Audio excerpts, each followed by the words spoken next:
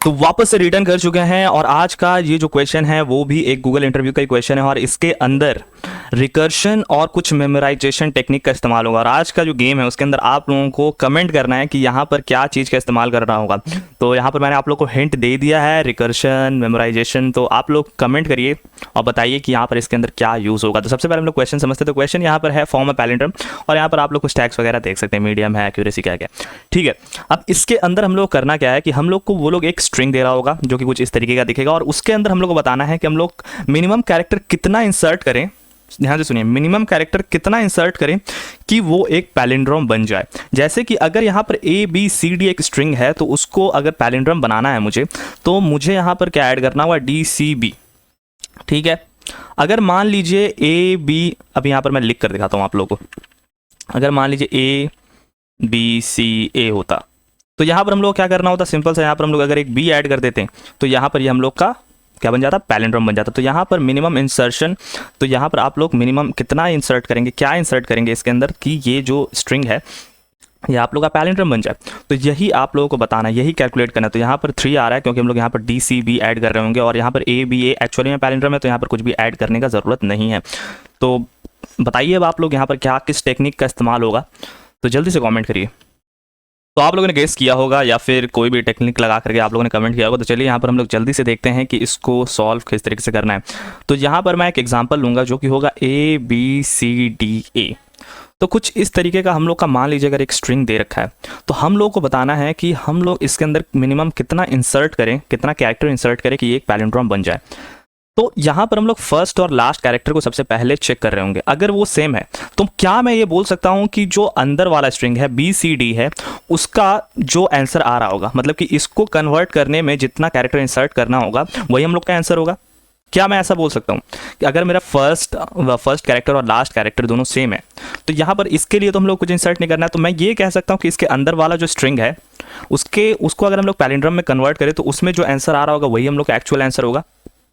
आप लोगों को समझ में आ रहा है? तो यहाँ पर कुछ इसी तरीके से हम लोग क्या करेंगे, अगर सेम होगा तो हम लोग कॉल कर देंगे अंदर वाले स्ट्रिंग के लिए। अगर मान लीजिए यहाँ पर सेम नहीं होता है, अगर मान लीजिए यहाँ पर सेम होता ही नहीं, तब हम लोग क्या करेंगे, तब हम लोग क्या करेंगे बताइए, आप लोग कमेंट करिए।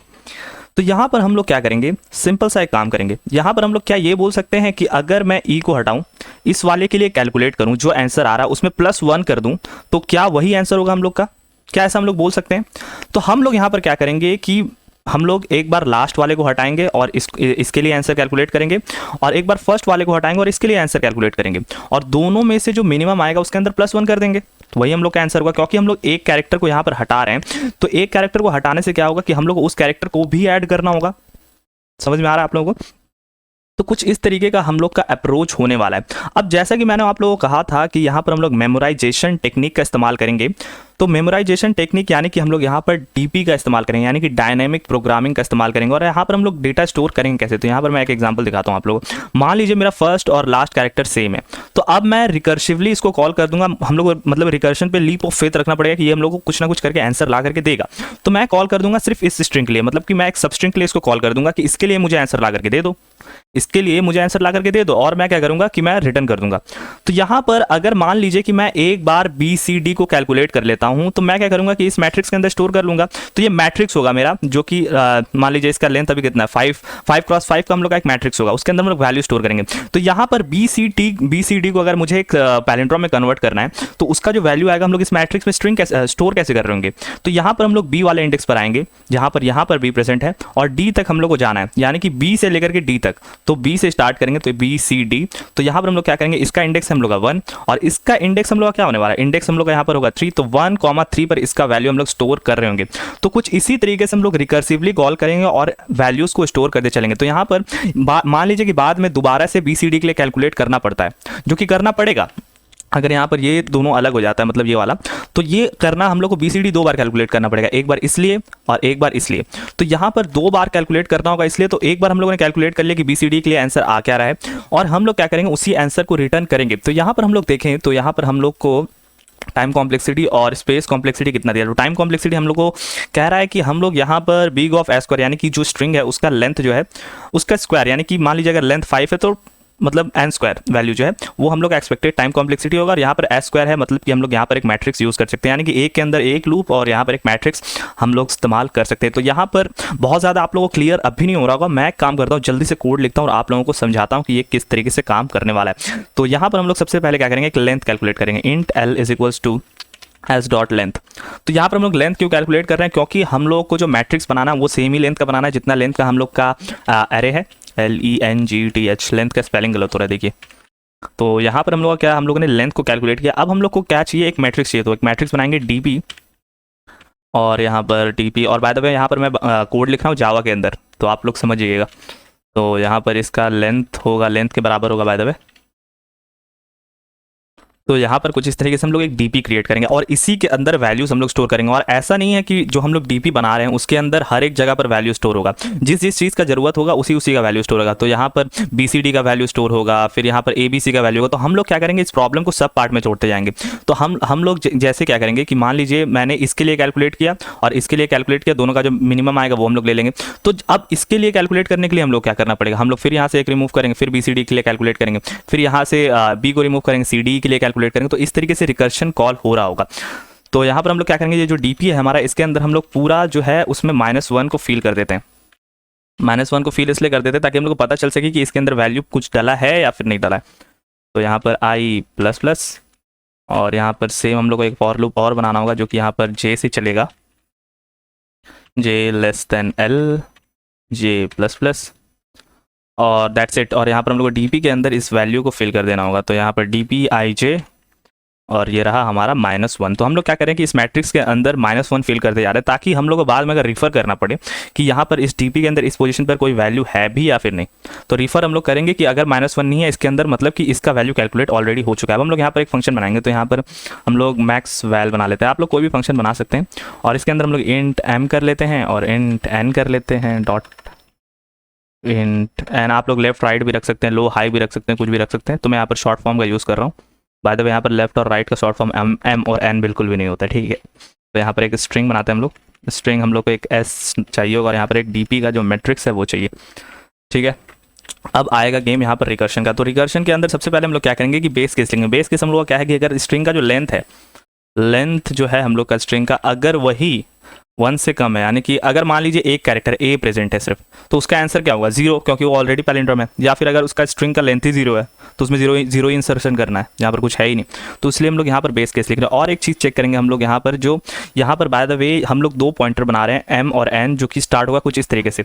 M इस वाले को पॉइंट कर रहा होगा, मतलब कि एकदम लेफ्ट मोस्ट, और N एकदम राइट मोस्ट को पॉइंट कर रहा होगा।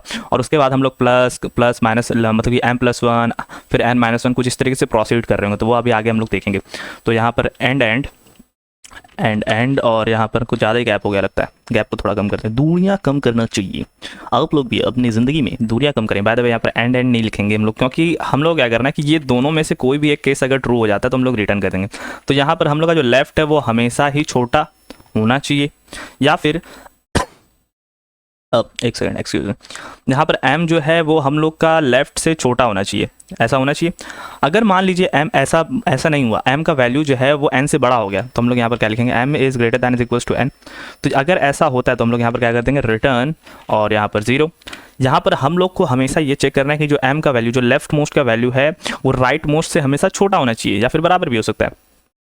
तो यहाँ पर वो चीज़ अगर वो क्रॉस कर जाता है, यानी कि हम लोग पूरे स्ट्रिंग में ट्रैवर्स कर चुके हैं, तो इसलिए हम लोग यहाँ पर एक केस लगा रहे हैं कि जो M का वैल्यू है वो अगर ग्रेटर दैन या फिर इक्वल्स टू N हो जा रहा है तो यहाँ पर कर दो रिटर्न, मतलब ये पूरा स्ट्रिंग हम लोग ट्रैवर्स कर चुके हैं। तो इफ़ DP M और N, अब हम लोग यहाँ पर क्या कर रहे हैं, अब हम लोग चेक कर रहे हैं कि पहले से मैट्रिक्स के अंदर इस वाले इंडेक्स, यानी कि मान लीजिए M का वैल्यू यहाँ से, मान लीजिए M का वैल्यू अभी है आपका कितना होगा, यहाँ पर 1 और यहाँ पर ये 3, 1 से 3 के बीच में जो भी स्ट्रिंग है उसके लिए क्या वैल्यू कैलकुलेट किया गया है। अगर जैसे कि यहाँ पर 1 ये वाला वैल्यू को प्रेजेंट कर रहा होगा और यहाँ पर 3 इस वाले, 1 और 3 के लिए पहले से वैल्यू कैलकुलेटेड है। अगर है तो रिटर्न कर दो, नहीं है, अगर नहीं है तो फिर हम लोग आगे प्रोसीड करेंगे। तो यहाँ पर हम लोग चेक कर रहे हैं क्या वो नॉट इज इक्वल्स टू -1 है। मतलब कि क्या है कि हम लोग अगर इस वाले के लिए देखें तो यहाँ पर हम लोग B से D, मतलब कि BCD के लिए हम लोग कैलकुलेट कर चुके हैं। अगर इसके पोजीशन पे 1 और 3 पे -1 प्रेजेंट नहीं है, तो यहाँ पर हम लोग क्या करेंगे, रिटर्न करेंगे, सिंपल सा रिटर्न, और यहाँ पर DP ऑफ M और यहाँ पर n, तो यहाँ पर हम लोग रिटर्न कर देंगे अगर पहले से ही कैलकुलेटेड है तो। सिंपल। अब उसके बाद हम लोग यहाँ पर एक चेक करेंगे कि जो पहला वाला और जो मतलब कि लेफ्ट मोस्ट और राइट मोस्ट अगर इक्वल है तो हम लोग उस मतलब कि m+1 कर देंगे और n-1 कर देंगे। क्या कहा मैंने? तो यहाँ पर अगर मेरा ये दोनों सेम है तो अब हम लोग को सिर्फ BCD का अगर हम लोग आंसर कैलकुलेट कर लें कि इसको कन्वर्ट करने में जो आंसर आ रहा है वही हम लोग का आंसर होगा। तो हम लोग अगर इसको सिंपली कैलकुलेट कर ले तो वही हम लोग का आंसर हो जाएगा। तो इसलिए हम लोग यहाँ पर क्या करेंगे कि अगर हम लोग का जो s.caret है, मतलब कि जो m इंडेक्स पर जो वैल्यू है, कैरेट सही लिखा ना मैंने? बिल्कुल।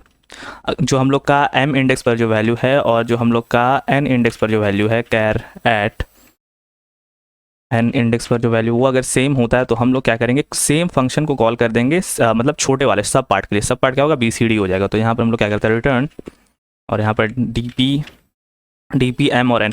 बाय द वे यहाँ पर आप लोग क्या कर सकते हैं कि DP के अंदर वैल्यू स्टोर करके फिर रिटर्न कर सकते हैं आप, या फिर आप लोग डायरेक्टली रिटर्न कर सकते हो। तो यहाँ पर DP के अंदर वैल्यू स्टोर हो जाएगा फिर रिटर्न होगा, या फिर आप लोग कुछ इस तरीके से भी कर सकते हैं। काम करता हूँ, मैं रिटर्न को हटा देता हूँ। तो DP M और N is equals to Maxwell को कैलकुलेट कर लेते हैं।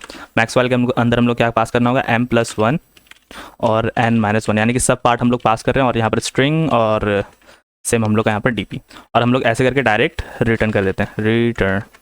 तो जो वैल्यू यहाँ से कैलकुलेट होकर के आ रहा है वो हम लोग रिटर्न कर देंगे। तो यहाँ पर आप लोग ऐसे भी कर सकते हैं, या फिर आप लोग रिटर्न स्टेटमेंट को DP के डायरेक्ट बगल में भी लिख सकते हैं। तो मैं दिखाता हूँ। आप लोग अगर यहाँ पर रिटर्न लिख देंगे कुछ इस तरीके से तो भी वो काम करेगा। तो DP के अंदर वो सेट हो जाएगा, फिर वो रिटर्न होगा। ठीक है।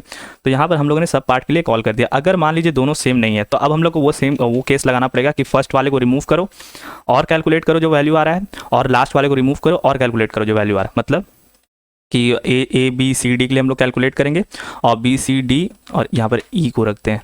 तो ABCD के लिए हम लोग कैलकुलेट करेंगे और BCDE के लिए हम लोग कैलकुलेट करेंगे। तो जो दोनों में से मिनिमम वैल्यू आएगा उसके अंदर हम लोग 1 ऐड कर देंगे, तो वही हम लोग का आंसर होगा। तो यहाँ पर हम लोग क्या करते हैं, रिटर्न DP M और यहाँ पर N और इक्वल्स टू हम लोग का यहाँ पर क्या हो जाएगा कि जो मैंने जैसे कि आप लोगों को कहा कि हम लोग को मिनिमम निकालना है और उसके अंदर 1 ऐड करना है। तो यहाँ पर 1 ऐड करते हैं सिंपल सा, और math.min। तो यहाँ पर यही सेम चीज़ हम लोग को लग रहा होगा, तो इसको हम लोग कॉपी कर लेते हैं, कॉपी। और यहाँ पर हम लोग सबसे पहले क्या करेंगे कि फर्स्ट वाले को रिमूव कर देते हैं, तो m+1, और यहाँ पर सेकंड में क्या करेंगे कि मैक्सवेल को कॉल कर देंगे m+1 के लिए, यानी n-1 के लिए। यानी कि इसके अंदर हम लोगों ने क्या किया कि फर्स्ट वाला जो A था उसको रिमूव कर दिया, और इसके अंदर हम लोग क्या किया कि जो E था उसको रिमूव करके कॉल किया, और दोनों में से जो मिनिमम वैल्यू आएगा, मतलब कि math.min, दोनों में से जो मिनिमम आएगा उसको हम लोग 1 के अंदर ऐड कर देंगे और उसको हम लोग सेम रिटर्न कर देंगे। तो आप लोगों को ये कोड समझ में आ रहा है? तो कोड के अंदर हम लोगों ने सबसे पहले बेस केस लिखा, उसके बाद हम लोग ने चेक किया कि जो हम लोग का जो वैल्यू है वो ऑलरेडी कैलकुलेटेड है कि नहीं।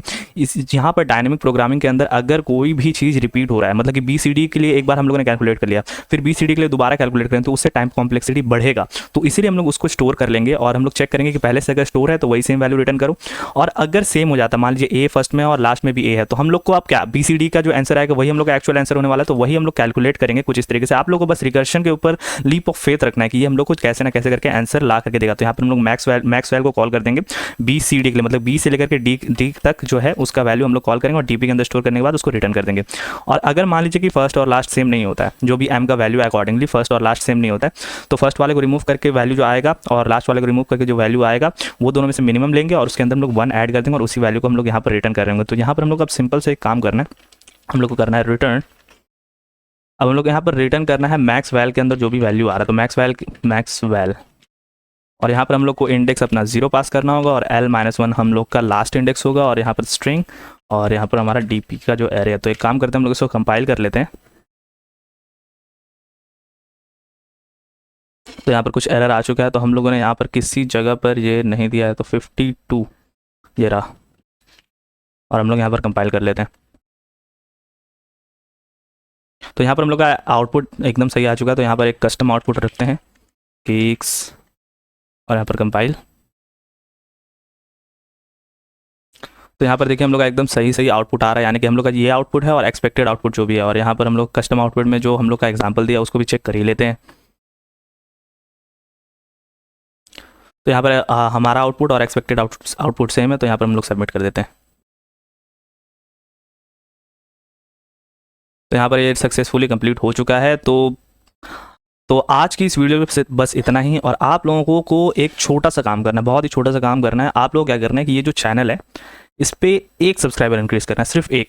आप लोग किसी और फ़ोन से सब्सक्राइब कर सकते हैं या फिर किसी फ्रेंड को बोल सकते हैं कि फिर शेयर करके बोल सकते हैं कि सब्सक्राइब कर ले। मतलब बस एक चैनल मतलब एक सब्सक्राइबर आप लोग को इंक्रीज़ करना है। और अगर आप लोगों को वीडियो अच्छा लगा तो चैनल को सब्सक्राइब कर लीजिएगा, जैसे आप लोगों ने करके ही रखा होगा, तो चैनल को सब्सक्राइब कर दीजिएगा। अगर नहीं दोबारा से मत करिएगा, क्योंकि दोबारा से करेंगे तो अनसब्सक्राइब नहीं। ठीक है, आप लोग एक काम करिए, बस एक सब्सक्राइबर और इंक्रीज़ करवाइए और दैट्स इट। तो मिलते हैं इसके नेक्स्ट वाले वीडियो के अंदर, तब तक के लिए गुड बाय।